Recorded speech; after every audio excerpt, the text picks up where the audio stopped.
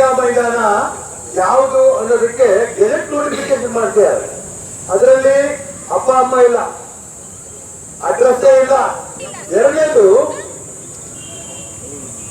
ಸೈಯದ್ ಇಮಾಮ್ ಮತಾಬುಲ್ಲಾ ಅಜರ್ ಮಹಲ್ಲಾ ಶಿವಮೊಗ್ಗ. ಅಜರ್ ಮಹಲ್ಲಾ ಎಲ್ಲಿದೆ ಯಾರಿಗೂ ಗೊತ್ತಿಲ್ಲ.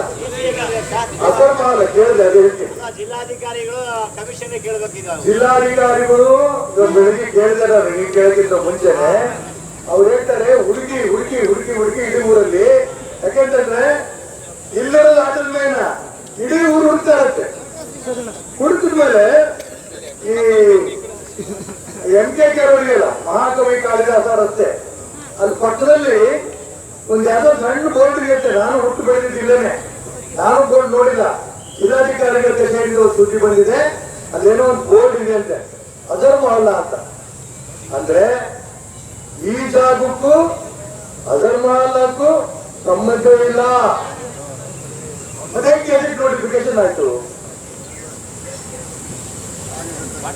ನೀವು IAS IPS ಓದಿರಬಹುದು, ನಿಮಗೆ ಕಾಂಗ್ರೆಸ್ನವರು ಬೆಂಬಲ, ಕಾಂಗ್ರೆಸ್ನವರು ಒತ್ತಡ ಯಾಕೆ ಮುಸಲ್ಮಾನರು ಓಟು. ನಾನು ಅದಕ್ಕೋಸ್ಕರ ಮಾನ್ಯ ಜಿಲ್ಲಾಧಿಕಾರಿಗಳಿಗೆ, ಜಿಲ್ಲಾ ರಕ್ಷಣಾಧಿಕಾರಿಗಳಿಗೆ ಹೇಳಕ್ ಇಷ್ಟಪಡ್ತೇನೆ, ಈ ರೀತಿ ನ್ಯಾಯ ಪರವಾಗಿ, ನಾನು ಬರೀ ಹಿಂದೂಗಳ ಪರವಾಗಿ ಅಂತ ಹೇಳಲ್ಲ, ನ್ಯಾಯ ಪರವಾಗಿ ನೀವು ತೀರ್ಮಾನ ತಗೊಳ್ಳೋದಕ್ಕೆ ನಿಮ್ಮ ಜೀವನದಲ್ಲಿ ಒಂದು ಅವಕಾಶ, ಈ ಅವಕಾಶವನ್ನು ಸದುಪಯೋಗ ಮಾಡಿಕೊಂಡು ನ್ಯಾಯ ಪರವಾಗಿ ಇಲ್ಲ ಆ ಜಾಗ ಅದಲ್ಲ ಅವ್ರದಲ್ಲ ಅದಕ್ಕೆ ನೀವು ಬರೆದ್ರೆ ನಿಮ್ಮ ಮಕ್ಕಳು ಮರಿ ಉದ್ಧಾರ ಆಗ್ತಾರೆ.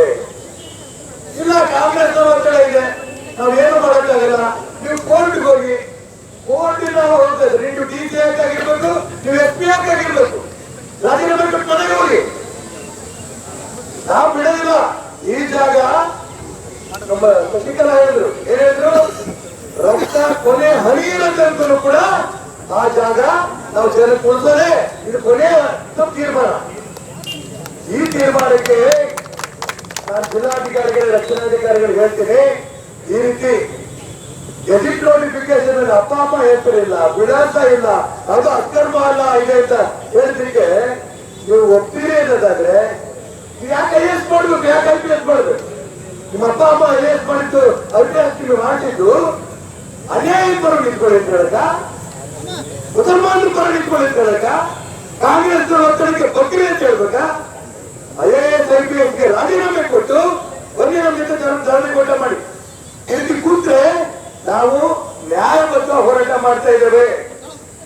ನಾವೇನು ನಿಮಗೆ ಅನ್ಯಾಯ ಮಾಡಿ ನಮಗೆ ಮಾಡ್ಕೊಡಿ ಅಂತ ಹೇಳಕ್ ಹೋಗಿಲ್ಲ. ನೀವು ಹಿಂಗೆ ಮುಂದೋದ್ರೆ ಸಾಧ್ಯ ಹೇಳಿದ್ರು ಯಾವ ಸಂದರ್ಭ ಬೇಕಾದ್ರೂ ಕೂಡ ಆ ಒಂದು ಬ್ಯಾರಿಕೇಡ್ ಅನ್ನ ಬಿಸಾಕಿಯಲ್ಲಿ ಹೋಗರೆ ಒಬ್ಬ ಆದ್ರೆ ಸರಿ, ನಾವು ಕಾನೂನುಬದ್ಧವಾಗಿ ನಾವು ಹೋಗ್ತಾ ಇದ್ದೇವೆ, ನ್ಯಾಯಬದ್ಧವಾಗಿ ನೀವು ಕೇಳ್ತಾ ಇದ್ದೇವೆ. ಅಜರ್ ಮಹಲ್ಲಾ ಅದಲ್ಲ, ಎಂತದು ಅಜರ್ ಮಹಲ್ಲಾ ಅದಲ್ಲ. ಗೆಜೆಟ್ ನೋಟಿಫಿಕೇಶನ್ ಸುಳ್ಳು, ಗೆಜೆಟ್ ನೋಟಿಫಿಕೇಶನ್ ಸುಳ್ಳು. ಎರಡನೇದು ತುಂಬಾ ಸ್ಪಷ್ಟವಾಗಿ ಶ್ರೀಕಾಂತ್ ಹೇಳಿದ್ರು. ಏನ್ ಹೇಳಿದ್ರು, ಆ ಜಾಗ ಅಲ್ಲಿ ಆಟದ ಮೈದಾನಕ್ಕೆ ನಾವು ಬರ್ದಿರೋದಲ್ಲ. ಶಿವಮೊಗ್ಗ ಭದ್ರಾವತಿ ಮಹಾನಗರ ಪಾಲಿಕೆಯವರು ಅದನ್ನ ಏನಂತ ಹೇಳಿದ್ದಾರೆ ಅಂದ್ರೆ park, open space, play ground, beach, burial ground, ಮಸಾನ ಅದು ಮಸಾನ ಇಟ್ಕೊಂಡಿದ್ದೀರ ಅಲ್ಲಿ, ಪ್ಲೇ ಗ್ರೌಂಡ್ ಆಟ ಆಡ್ತಿದ್ದೀರ ಸಾಬ್ರಲ್ಲಿ, ಪಾರ್ಕು ಗಿಡ ನೆಟ್ಟಿದ್ದೀರ ಅಲ್ಲಿ. ಈಗ ಹೇಳ್ತಾ ಇದಾರೆ ಅಲ್ಲೆಲ್ಲ ಲೆಟ್ರಿನ್ ಮಾಡ್ತಾರೆ, ಗಲೀಜ್ ಮಾಡ್ತಾರೆ, ಅದಕ್ಕೋಸ್ಕರ ನಾವು ಬಿಟ್ಕೊಡಿ. ಇಲ್ಲಿ ಶಿವಮೊಗ್ಗದಲ್ಲಿ ಲೆಟ್ರಿನ್ ಮಾಡೋರು ಗಲೀಜ್ ಮಾಡಿ ನೀವು ತಗೊಂಡ್ಬಿಡಿ, ಕ್ಲೀನಿಂಗ್ ಕೆಲಸ ಮಾಡ್ಕೊಂಡು ಕುತ್ಕೊಳ್ಳಿ. ಯಾಕಂದ್ರೆ ನಿಮಗೆ ಇದಕ್ಕೋಸ್ಕರ ಹೇಳ್ತಿದ್ರಿ. ಸ್ವಲ್ಪ ಡಿಜಿಟಲ್ ಕೂತಿದ್ರೆ ಊಟ ಮಾಡೋಕೆ DC ಕರೆಯಪ್ಪ ಹೇಳಿದ್ರಲ್ಲ, ಇನ್ನು 5% DC ಬರ್ತಾರೆ, ಬರೋದಿಲ್ಲ, ತರ್ಕೋತಿರಲ್ಲ. ಈ ಬಿಸಿಲು ಬರೋದ ದಿನ ಜೈಲಿಗೆ ಕರ್ಕೊಂಡು ಹೋಗ್ತೀವಿ.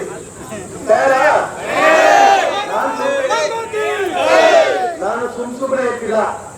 ಆ ಜಾಗ ಶಿವಮೊಗ್ಗ ನಗರದ ಜನಕ್ಕೆ ಬರೋ ತನಕ ಈ ರೀತಿ ಶಾಂತಿ ಹೋರಾಟಗಳು ಮಾಡ್ತೇವೆ. ಇನ್ನು ಅಲ್ಲ, ಇನ್ನು ಮಾಡೋಣ, ಇನ್ನು ಟೈಮ್ ಇದೆ. ಬಿಸಾಡ್ತೀವಿ ಅಂತ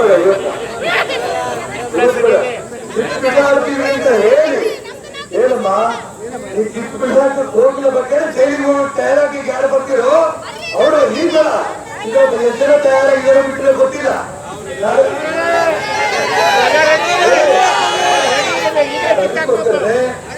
ನಾವು ಬಂದೆ ನಾವು ಸ್ವಾತಂತ್ರ್ಯ ಹೋರಾಟಗಾರರು, ಈ ದೇಶಕ್ಕೆ ಸ್ವತಂತ್ರ ಕೊಟ್ಟಿರೋದು ಅಂಬೇಡ್ಕರ್ ಅವರು, ಸಂವಿಧಾನ ಕೊಟ್ಟಿರೋದು, ಸುಪ್ರೀಂ ಕೋರ್ಟ್ ಜಡ್ಜ್ಮೆಂಟ್ ಇದಾವೆ. ಹಾಗಾಗಿ ನಾವು ಕಾನೂನುಬದ್ಧವಾಗಿ ಪ್ರಜಾಪ್ರಭುತ್ವದ ರೀತಿಯಲ್ಲಿ ನಾವು ಹೋರಾಟ ಮಾಡ್ತಾ ಇದ್ದೇವೆ. ಇಷ್ಟು 80 ದಿವಸ ನನಗೆ ಹೊಟ್ಟೆ ಉಳಿತಾ ಇದೆ. ಅನೇಕರ ಬಗ್ಗೆ ಕೇಳಿ ಛತ್ರಿ ತರಲೇನ, ಕೆಳಗೆ ಕುರ್ಚಿ ತರಲೇನ ಅಂತ. ನಿಮ್ಮನ್ನ ಛತ್ರಿ ಇಲ್ದೇನೆ ಬಿಸಿಲು ಕೂತಿರ್ಬೇಕಾದ್ರೆ ನಾನು ಯಾವ ಕಾರಣಕ್ಕೂ ಬಿಸಿಲಲ್ಲ, ಜೈಲಿಗೆ ಹೋಗ್ತೇವೆ. ನ್ಯಾಯಬದ್ಧ ಸಿಗಲಿಲ್ಲ ಅಂದ್ರೆ ನಿಮ್ ಜೊತೆ ಮುಂದೆ ನಾನು ಜೈಲಿಗೆ ಇರ್ತೇನೆ.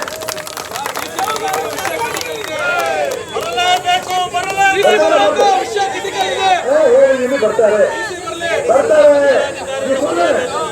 ಜಿಲ್ಲಾಧಿಕಾರಿ ಬೆಳಿಗ್ಗೆ ಮಾತಾಡಿದೀನಿ, ಫೋನ್ ಮಾಡ್ತಿದ್ದಕ್ಕೆ ಬರ್ತಿದ್ದೇವೆ. ನಾಲ್ಕೇ ಫೋನ್ ಮಾಡಿದ್ದಾರೆ.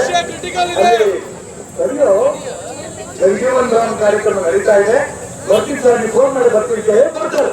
ಅದನ್ನ ತಲೆ ಕೆಲ್ಸ್ಕೊಬಿಡಿ. ಈಗ 1 ನಿಮಿಷ ಜೈಲಿಗೆ ಹೋಗ್ಬೇಕು ಅಂತಂದ್ರೆ ಯಾಕೆ ಹೋಗ್ತೀರಿ ಜೈಲಿಗೆ? ಸರಿ ಆಗಿದ್ದಾಗಲೇ ಎಲ್ಲ ಅದಕ್ಕೋಸ್ಕರ ಇದೆ. ನ್ಯಾಯಬದ್ಧವಾಗಿ ಶಿವಮೊಗ್ಗ ನಗರದ ಜನರಿಗೆ ಸಿಗ್ಬೇಕಾದಂತ ಜಾಗವನ್ನ ನಮ್ದು ನೋಡ್ತಿದ್ದಾರೆ. ಇದಕ್ಕೆ ನಾವು ಬಿಡಲ್ಲ. ನಮ್ಗೆ ಅನೇಕ ಹುಡುಗಿದ್ದಾರೆ. ಡಾಕ್ಟರ್ ಶ್ಯಾಮಾ ಪ್ರಸಾದ್ ಮುಖರ್ಜಿ ಅವರು ಜೈಲಿಗೆ ಹೋದ್ರು. ಯಾಕೆ? ಕಾಶ್ಮೀರ ನಮ್ದು. ಅವ್ರು ಜೈಲಲ್ಲೇ ಅವ್ರು ಸತ್ತೋದ್ರು. ಜೈಲಲ್ಲಿ ಸತ್ತ ಮೇಲೆ ಆ ಕಾಶ್ಮೀರ ನಮ್ದು ಆಗೋದಕ್ಕೆ ಈ ದೇಶದ ಪ್ರಧಾನಮಂತ್ರಿ ನರೇಂದ್ರ ಮೋದಿ ಬಂದ್ರು, ಕಾಶ್ಮೀರ ನಮಗೆ ಬಂದಿದೆ. ನಾನು ಅದಕ್ಕೋಸ್ಕರ ಹೇಳ್ತಾ ಇದ್ದೀನಿ, ನಾವು ಇವತ್ತು ಹೋರಾಟ ಮಾಡ್ತಿರೋಂಥ ಉದ್ದೇಶ ನ್ಯಾಯಬದ್ಧ ಹೋರಾಟ ಮಾಡ್ತಿದ್ವಿ. ಅನ್ಯಾಯ ನಾವು ಮಾಡಕ್ ತಯಾರಿಲ್ಲ.